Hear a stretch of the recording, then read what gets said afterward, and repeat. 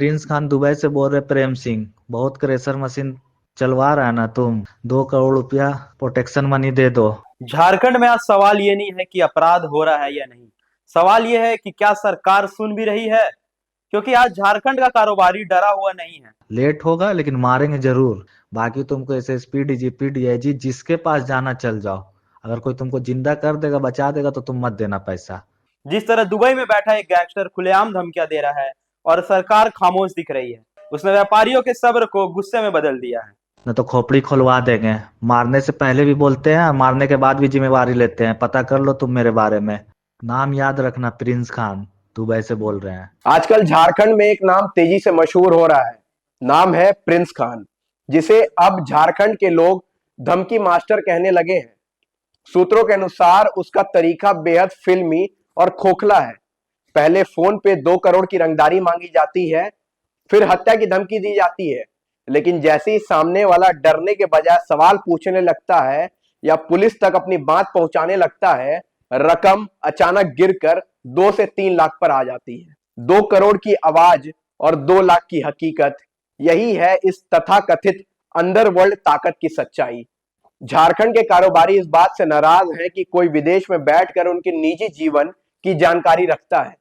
बच्चों की शादी, कारोबार का हिस्सा, रोजमर्रा की गतिविधियां। इसके बावजूद भी सरकार और पुलिस सिर्फ तकनीकी जांच की राग अलाप रही है।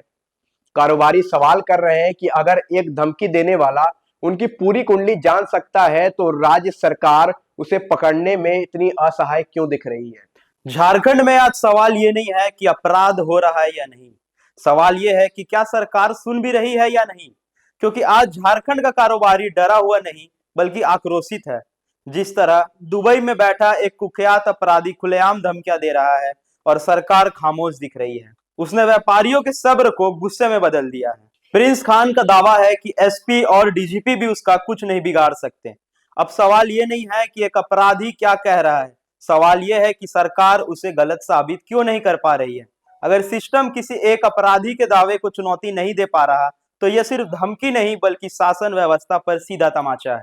मुख्यमंत्री हेमंत सोरेन केंद्र सरकार से राज्य चलाने के लिए फंड की मांग को लेकर बैठकों में व्यस्त है, लेकिन झारखंड पूछ रहा है कि क्या कभी केंद्र से यह सवाल किया जाएगा कि दुबई में बैठा एक अपराधी झारखंड के कारोबारियों को खुलेआम ब्लैकमेल कैसे कर रहा है। प्रिंस खान औसतन रूप से 20 से 25 कारोबारियों से नियमित रूप से रंगदारी की मांग करता है। राज्य के कई कारोबारियों से उसने रंगदारी भी मांगी है। आज धमकी प्रेम सिंह को मिली है, कल किसी और कारोबारी को मिलेगी। लेकिन अब हालत बदल चुके हैं। कारोबारी डरने वाले नहीं हैं। वे सवाल पूछ रहे हैं कि अगर इन सवालों का जवाब नहीं मिला तो यह आक्रोश सिर्फ व्यापारिक दफ्तरों तक सीमित नहीं रहेगा। यह सड़कों पे उतरेगा, चुनावों तक पहुंचेगा और इतिहास में दर्ज होगा कि जब दुबई में बैठा एक धमकी मास्टर झारखंड में चुनौती दे रहा था तब सरकार चुप थी। अब देखना यह है कि इन सारे सवालों के बाद सरकार कोई कदम उठाती है या पहले जैसा सिलसिला चल रहा है वही चलता रहेगा। इसी तरह की अपडेट्स के लिए बने रहे हमारे साथ और देखते रहे न्यूज़ 26 झारखंड। तब तक के लिए नमस्कार।